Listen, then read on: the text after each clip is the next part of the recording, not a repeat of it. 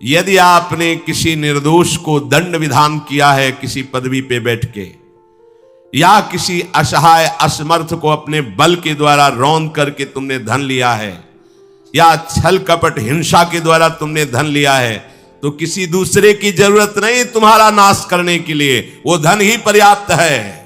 जो धन तुमने लिया है तुम्हें किसी दूसरे दुश्मन की जरूरत नहीं, वो धन ही तुम्हारा सर्वनाश कर देगा। देख लेना, देख लेना, खुद अनुभव कर लेना। इसी जीवन में तुम्हें अनुभव होगा कि मैंने बहुत गलत किया है। मरते समय तक तुम्हें यह बोध हो जाएगा कि तुमने क्या किया है। अभी नशा है तुम्हारे दिमाग में बल का, बुद्धि का, तो देख लो कुमार्गामी प्रवृत्तियों के द्वारा धन कमा के, पर जब इसका परिणाम आएगा तो रोते नहीं बनेगा, रोने लायक भी नहीं रहोगे, आंसू भी नहीं निकल पाएंगे, आह मचेगी हृदय में।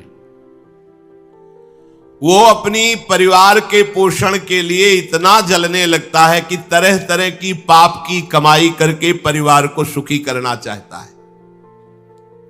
हे माता जी, वो धन वस्तुएं कमा के लाता है और उल्टा स्त्रियों के द्वारा संभोग आदि के समय प्रदर्शित किए हुए माया में कपटपूर्ण प्रेम को वो अपना जीवन समझ लेता है।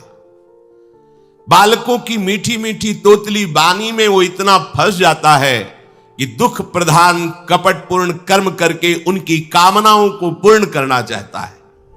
दूसरे बेटे का अपहरण करके उसकी हत्या भले हो जाए पर मेरा बेटा सुखी रहे। कैसे ऐसा हो सकता है? ऐसा कैसे हो सकता है? अगर किसी को तुमने 100 आंसू गिराए हैं तो 10,000 आंसू तुम तैयार रखो, तुम्हारे 10,000 आंसू गिरेंगे। तुमने किसी को अगर एक बार भी कटुवचन बोला है तो 10 बार तुम्हें कटुवचन सहना पड़ेगा। ये भूमि है, जैसे एक दाना फेंको तो सैकड़ों दाना पैदा कर देती, इसे कर्म भूमि कहते हैं। तुम्हारा कर्म बहुतायत होकर तुम्हें फल देगा, अच्छा या बुरा, जैसा कर्म किया है। अब वो सोचता है कि धन के द्वारा हम अपने और अपने परिवार के दुख का नाश कर लेंगे। इसी में वो सुख मानने लगता है कि एन केन प्रकारेण दंभ कपट पाखंड झूठ हिंसा दुराचार व्यभिचार कैसे भी हो धन मिलना चाहिए।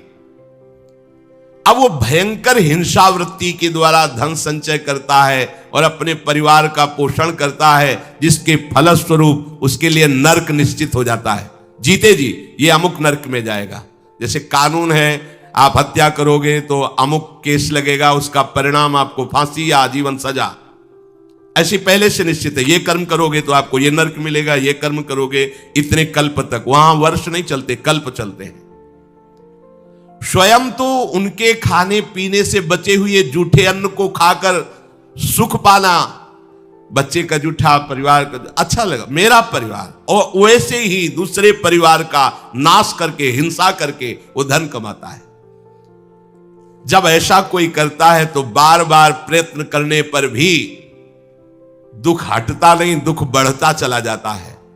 लोभवश वो इतना अधीर हो जाता है कि उसे जीवन भार लगने लगे। अब क्या करूं, कैसे करूं? क्योंकि अधर्म के द्वारा कमाया हुआ धन कभी शांति प्रदान नहीं करता, सदैव दुख बढ़ाता रहता है, विपत्तियां बढ़ाता रहता है। मंद भाग्य मंद बुद्धि वाला पूरा जीवन व्यतीत हो गया अधर्म करते हुए, अब आया बुढ़ापा, चिंता छा रही है, लंबी लंबी सांसें ले रहा है, कोई उससे बात नहीं कर रहा है। जिनका पालन पोषण किया है वही पुत्र परिवार उसको देखना भी पसंद नहीं करते। खूब खास के थूकता है बुढ़ा, घर के बाहर सब गंदगी फैलाए है। अगर कहीं साइड में कमरा पिछवाड़े टाइप कहीं हो तो ऐसे रखे जाते बूढ़े बाड़े, इज्जत खराब होती, सामने ही प्रवेश होते, खांस रहे बैठे हैं, कोई उनका आदर नहीं करता। जैसे किसान बूढ़े बैल की उपेक्षा कर देता है, ऐसे परिवार वाले उसकी उपेक्षा कर देते हैं। फिर भी उसे घर से वैराग्य नहीं होता, हरि की याद नहीं आती। उसने स्वयं जिनको पाला था वही उसका निरादर करते हैं, पक्का। एक बिंदौर है यमुना के किनारे, फतेहपुर जिला, उस समय भ्रमण में थे तो एक गांव की गली से निकलना पड़ा। तो कोई ऊपर से देख रहा था, वृद्धाया, बड़ा महल जैसा मकान बना था। स्वामी जी रुकिए रुकिए रुकिए, बोलिए क्या बात, मैं बहुत दुखी हूं, ये सब मैंने कमा के मकान बनाया है, मेरे बच्चे मुझे रोज गाली देते हैं, मारते हैं, अच्छे अच्छे पदार्थ बना के पाते हैं मेरे लिए, ऐसे ही क्या करूं? बाबा जी बन जाओ। बाबा जी से पूछोगे तो क्या बोले? एकमात्र उपाय भगवान की शरण में हो, अब भजन करो, चौथी अवस्था है। बोले वो तुमसे बात नहीं बनेगी, चल दिया। क्योंकि लोगों की धारणा होती कोई जंतुर दे देंगे, कोई छूछा कर देंगे, काम बन जाएगा। बहुत गिरी हुई स्थिति लोगों की होती है। वो ये नहीं समझते कि राधा राधा कृष्ण कृष्ण कहने से सब दुख दोष नष्ट हो जाएंगे। तुम्हारा परिवार क्या तुम्हें विश्व प्यार करने लगेगा। जा पर कृपा राम की हुई, ता पर कृपा करे सब कोई। विश्व तुम्हें प्यार देगा, विश्व तुम्हें सम्मान देगा यदि तुम विश्वेश्वर भगवान श्री हरि का नाम जप करोगे, उनका आश्रय। पर ये मार्ग किसी को नहीं समझ में आता। वृद्धावस्था के कारण उसका रूप बिगड़ गया, बुद्धि कमजोर हो गई, शरीर रोगी हो गया, अग्नि मंद पड़ गई, पुरुषार्थ और भोजन दोनों कम हो गए, बस घोर चिंता। अब पता ही नहीं चल रहा, सोच निकल गई, पड़ा है उसी गंदगी में। जब वो रो रो के कहता है ऐसा, तो पीटते हैं घर वाले, हमने देखा भी, पीटते हैं, पड़े पड़े हकता है, भरपूर भोजन नहीं देते, हगेगा कौन, फेंकेगा इसका। कैसी दुर्गति होती है। इसमें जो शब्द लिखा है, आस्तेव मत्योपन्यस्तम गृहपाल इवाहरन, गृहपाल कहते कुत्ते को, कुत्ते की भांति वो सबके अपमान सहता रहता है और रूखे सूखे टुकड़े खाकर जीवन निर्वाह करता है, फिर भी उसे भगवान की याद नहीं आती।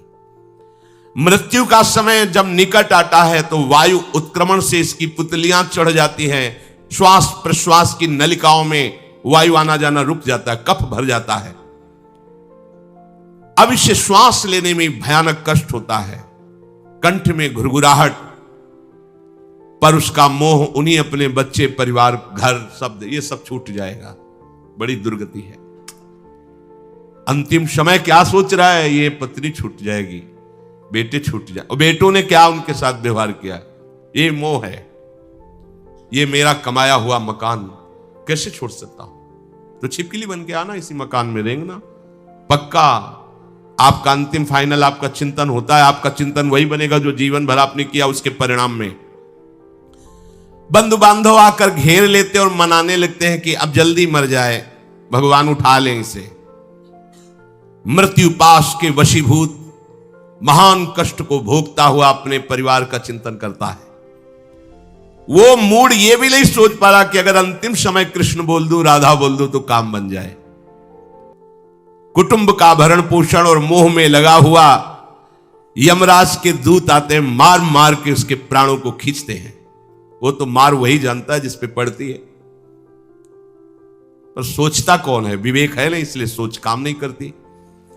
भयंकर रोष युक्त नेत्र वाले, जिनके देखने से पेशाब छूट जाए, तभी तो आप देखो मरने वाले का शौच और लघु शंका सब छूट जाती है देखने मात्र से, इतने वो भयानक है। वो देखकर भय के कारण मलमूत्र त्याग कर देता है। सा दृष्ट्वा त्रस्त हृदय स्रकन मूत्रम विमुंचति, इतना भयावह स्वरूप होता है उनकी घुड़क, और उनकी मार की टट्टी पेशाब सब छोड़ देता है। यमदूत उसे भयंकर यातना देते हुए प्राण खींचते हैं। अब ये तो वही जानता है जिसके खींचते हैं। बाहर वाले सब घेरे बैठे हैं, कोई एक बार भी नाम नहीं बोला। अगर एक बार बोल देता राधा तो भाग जाते यमदूत और वो बच जाता। पर यह सौभाग्य तो जिसने जीवन में धर्म किया है, कहीं ना कहीं भगवद आश्रय लिया, उसको यह मिलता है। जैसे कोई घोर अपराधी को सिपाही बांधकर ले जाते हैं, उसी प्रकार रस्सी में बांधकर बलात् उसको यमलोक की लंबी यात्रा कराती है। रास्ते में पिटाई, घुड़कियां, उसे प्यास लगती, पानी नहीं दिया जाता, तपती हुई भूमि पर चलाया जाता है। कुत्ते नोचते हैं, व्याकुल हो उठता है। भूख प्यास उसे बेचैन कर दी। पर यहां किसी की भूख नहीं मिटाई तो तुम्हें रास्ते में भोजन नहीं मिलेगा। यहां कभी किसी को पानी नहीं पिलाया तो एक बूंद पानी नहीं मिलेगा तुम्हें। यह कर्म भूमि है। दावानल जैसी दहकती हुई भूमि पर उसे चलाया जाता है। तप्त बालुका में मार्ग में जब एक पग भी आगे बढ़ने की सामर्थ्य नहीं होती, मूर्छा जाती है, मार मार के उसे चेतना में लाते हैं यमदूत, फिर घसीटते हैं। महान दुख में अंधेरे मार्ग से अत्यंत क्रूर यमदूत उसे यमपुरी को ले जाते हैं। कितना मार्ग? 99,000 योजन मृत्यु लोक से। यह ऐसे नहीं कि कोई गप लिखी हुई है, नहीं नहीं। जैसे तिहाड़ जेल है, अब जानते ही नहीं तो क्या जानोगे? कहां तिहाड़ जेल? जाओ देखो जाके। आजीवन कारावास, कैसे बड़े कठोर कठोर, जैसा अपराधी वैसा दंड विधान। तो यहां थोड़ी दया है क्योंकि हृदय है, वहां हृदय नहीं है। वहां हृदयहीन शासक तुम्हारे पीछे लगाए जाएंगे। हृदय ही नहीं है, बस एक एक कर्म का हिसाब। जो हमने पढ़ा था पहली बार तो होश उड़ गए थे। जो यहां दूसरे का मांस खाते हैं ना, कोल्हू में पेरे जाते हैं। कोल्हू जैसे गन्ना नहीं पेरा जाता, लगा दिया कोल्हू में पेरे जा रहे। मरना है नहीं, सोचो कितना कष्ट। फिर इसके बाद शमशी से मांस नोच कर उसे खवाया जाता। होश में हो जाओ। 99,000 योजन का मृत्यु लोक से यमलोक का मार्ग है, लिखा हो 99,000 योजनानाम सहस्राणी नवतिम नवचाध्वनः त्रिभिर्मुहूर्तैर्द्वाभ्याम वा नीतः प्राप्नोति यातनः। एक योजन का मतलब 4 कोश, 99,000 योजन। इतने लंबे मार्ग को 2 या 3 मुहूर्त में तय करना, दौड़ा के 2 या 3 मुहूर्त, बहुत कम समय। फिर वहां पहले से तय, इसको इस नरक में डालो, इसको इस नरक में। वहां इतना समय, थोड़ी भीड़ लगी है। जैसे अपने एक फोड़ा हुआ तो अपने इतने कष्ट समझते, अस्पताल जाओ देखो चीख लगी, किसी पैर टूटा, किसी कुछ, ऐसे वहां सब हिसाब हो रहा है। उसको धड़कती हुई लकड़ियों में जलाया जाता है, कहीं दूसरों के द्वारा काट काट कर उसको उसका ही मांस खिलाया जाता है। यमपुरी के कुत्तों के भयानक दांत होते हैं, जिंदा, अब मरना है नहीं, वहां भयानक गिद्धों के द्वारा आते खींची जाती है। यहां सांप बिच्छू डांस जिसको मारा है वहां भयंकर रूप रखकर उसका खून पीते हैं। हिसाब है बहुत होश में। यहां तुम किसी के शरीर को काट दो तो मर जाएगा, वहां ऐसा नहीं होता। वहां बार बार काटा जाएगा, मरोगे नहीं, पीड़ा वैसे ही होगी। बड़े भयानक कष्टों को भोगता है। तामिस्त अंध तामिस्त रौरव आदि नरकों को भोगता है। हे माता, भगवान कपिल देव जी कहते हैं, जो पुण्य आत्मा लोग होते हैं स्वर्ग आदि में जाकर पुण्य भोगते हैं, लेकिन दोनों को फिर गिरना होता है क्योंकि वो भगवान का भजन नहीं किए, इसलिए पुण्य भोग कर मृत्यु लोक आते हैं, वो पाप भोग कर नरक से मृत्यु लोक आते हैं। माता जब उनके भोग संपन्न होते हैं नरक आदि के, अब वो जन्म लेते हैं फिर यहां। ध्यान से सुनना, जब जीव को मनुष्य शरीर में जन्म लेना होता है तो प्रकृति में वर्षा के साथ आता है। प्रकृति में वर्षा के साथ आया और फसल में मूली गाजर गेहूं अन्न, इनमें वो जीव प्रवेश करता है और उसे माता पिता दोनों पाते हैं। तो सप्तम धातु वीर के रूप में परिणित होता है जीव।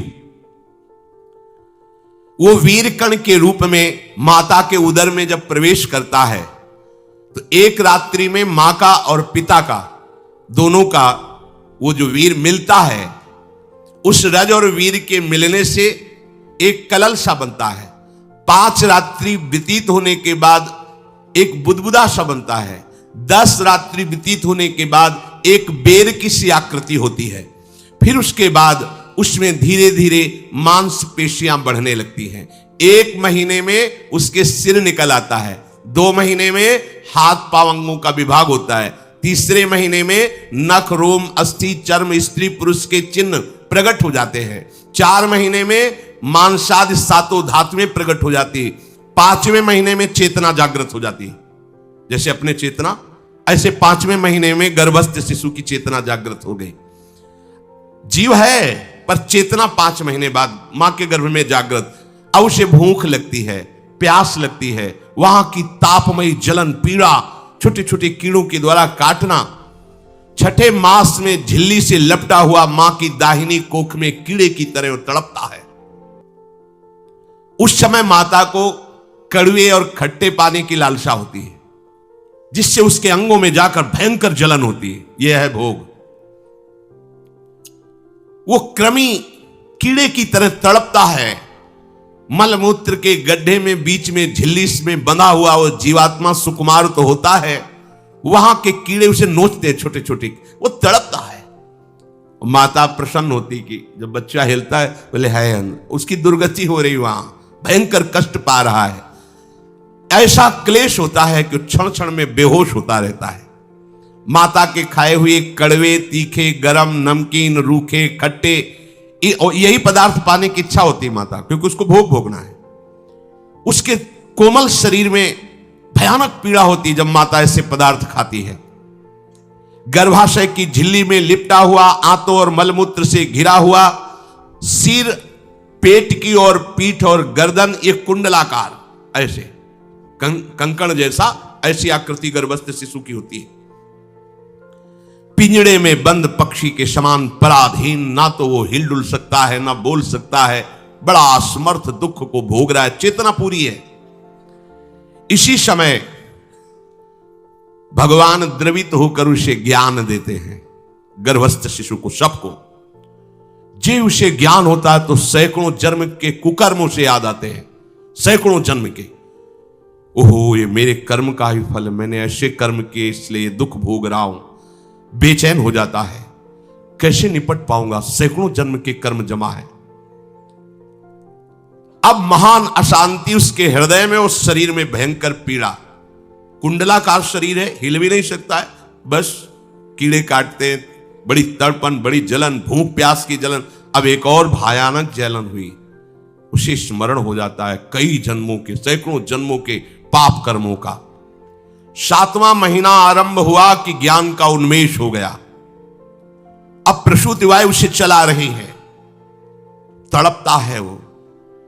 सप्त धातु में स्थूल शरीर से बंधा हुआ वो जीव भयभीत होकर के पुकारता है, अगर कोई भगवान है तो एक बार मुझे यहां से निकाल दे। वो विनय करता है भगवान से, कोई अगर भगवान है जिसने मुझे इस बंधन में डाला है, एक बार निकाल दे, यहां से जाके केवल भजन करूंगा। जीव कहता, जंतुरुवाच तस्योपशन्नमवितुम जगदिच्छयात् नाना तनोर्भुवि चलच्चरणारविंदम सोहम ब्रजामि शरणम रकुतो भयम में येने दृशी गतिरदर्श सतोनुरूपा। हे प्रभु, मैं बड़ा अधम हूं। ये ज्ञान भगवान की तरफ से गर्भस्थ शिशु को होता है। देखो, स्वयं वो इतना कष्ट पा रहा है, फिर जब आप गर्भ हत्या करते हैं तो आपका पाप कितना बड़ा होगा, सोचो। सब माताओं से विनय है, संयम से रहो, सावधान रहो। ये हत्या ऐसी नहीं कि तुम्हारे दान पुण्य से क्षमा हो जाएगी।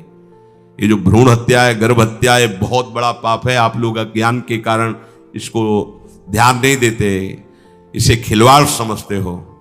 कितना ज्ञान है। बेटी ही मां है, बेटी ही बहन है, बेटी ही पत्नी बनती है, बेटी ही किसी के जीवन को धारण करने वाली बनती है। और आपने गर्भ में देख लिया बेटी है, तुम स्वयं मां होकर उसका साथ दे रहे हो, उसका नष्ट करने के लिए। हमारी तो बात ही समझ में नहीं आती, क्या बुद्धि भ्रष्ट हो गई। अगर पुरुष का इतना महत्व है तो बेटियां ना हो तो तुम्हारी कौन सी गति होगी, सोचो जरा। जीना मुश्किल हो जाएगा तुम्हारा। तुम पुरुष किस काम के रह जाओगे। तुम्हारा अर्धांग काट दिया जाए तो तुम कैसे होगे। ये स्त्री स्वरूप अर्धांग है। जिस घर में मां बहन नहीं है, स्त्री स्वरूप नहीं, स्मशान जैसा वो होता है। ध्यान दीजिए, ये बहुत बड़ी गलती है जो अपनी बेटियों की हत्या करते हैं। ये वो पाप है जो अक्षम्य अपराध है। स्त्री हत्या करना शास्त्रों में बहुत बड़ा पाप कहा गया है। फिर वो तो बच्चा है, बिल्कुल नहीं। जिनसे हो गया है, श्रीमद् भागवत का सप्ताह मूल संस्कृत से सुनो और भगवान से प्रायश्चित प्रार्थना करो कि हे नाथ, भूल से गलती हो गई, दूसरा कोई उपाय नहीं। ध्यान से समझ लीजिए, तुम्हारे भ्रूण हत्या, गर्भ हत्या के पाप को नष्ट करने में एकमात्र श्रीमद् भागवत समर्थ है, दूसरा कोई नहीं। कोई दान पुण्य तीर्थ स्नान तुम्हें क्षमा नहीं कर पाएगा। यह ऐसा महापाप है। अगर हृदय में जलन करके और मूल संस्कृत के द्वारा पूरी 7 दिन में भागवत श्रवण की जाए नियम से, तो भागवत समर्थ है, इस हत्या के पाप से भी आपको मुक्त कर देगी। जिनकी ऐसे हत्या हो गई हो, करवा लो, नहीं तो बुद्धि आगे भ्रष्ट करके तुम्हें हरि गुरु से विमुख कर देगा। ये पाप ऐसा नहीं कि तुम्हें 2-4 माला घुमाने से क्षमा हो जाएगा। ये महत अपराध है। सबकी समझ में नहीं आता, समझ जाओ, नहीं तो आप जहां भी हो वहीं से भ्रष्ट कर देगा। यह अपराध नष्ट नहीं होगा, श्रीमद् भागवत की कृपा से नष्ट हो जाएगा। यह हमें बहुत विश्वास है। श्रीमद् भागवत सप्ताह की यह है ही महामहिम। प्रेत योनि को प्राप्त धंधकारी को सीधे भगवत पार्षद स्वरूप देकर परम पद में आरूढ़ कर दिया। केवल 7 दिन की मूल संस्कृत एक भी श्लोक नहीं छूटना चाहिए। अगर साप्ताहिकी का पारायण हो तो इस भ्रूण हत्या गर्भ हत्या से भी निवृत्ति मिल जाए।